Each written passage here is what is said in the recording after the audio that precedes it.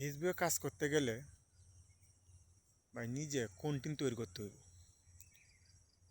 নিজে কন্টেন্ট তৈরি করে যদি ভিডিও বানানো যায় তাহলে ভিডিও আশা করা যায় ভাইরাল হবে।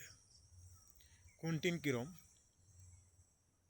মনে করেন, আমি নিজে এই যে কন্টেন্ট দিয়ে আমি নিজের কন্টেন্ট দিয়ে আমি আলাপ মানে ভিডিও বানাইতে আসি, এটি একটা কন্টেন্ট। আর মনে হয় হাম ভিডিও করতে আছে মানুষ, এটাও একটা কন্টেন্ট।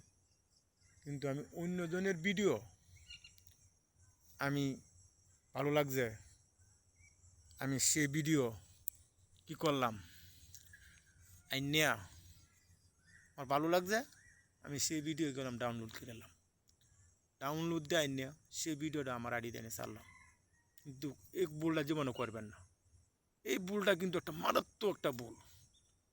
কিরম জানেন, অন্যজনের ভিডিও আর ভালো লাগতেই পারে, সেই ভিডিওটা দিয়ে আমার ডাউনলোড দিয়ে নামায় আমার আইডিতে ছাড়তে হইব এমন তো কোনো কথা না।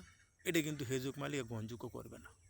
তা ভাই হুঁশিয়ার আপনারা সকলে, আইডি খুলছেন ভালো কথা, সবাই আইডি চালান, কিন্তু কিছু কিছু জিনিস আছে আমরা ভুল করে ফেলাই। এই ভুলটা ভাই আমরা করা যেত না।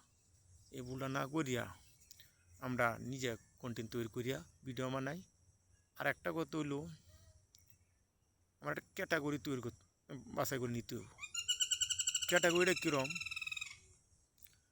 মনে করেন, আমি যদি প্রতিদিন 2টা ভিডিও ছাড়ি, একটা সকাল 8টা থেকে 9টা লাগাত, আর বিকাল 8টা থেকে 9টা লাগাত ছাড়লাম, নাহলে সকাল 9টা থেকে 10টা লাগাত করলাম, আর বিকালে মনে করুন 8টা থেকে 9টা লাগাত করলাম, ভিডিওটি ছাড়লাম।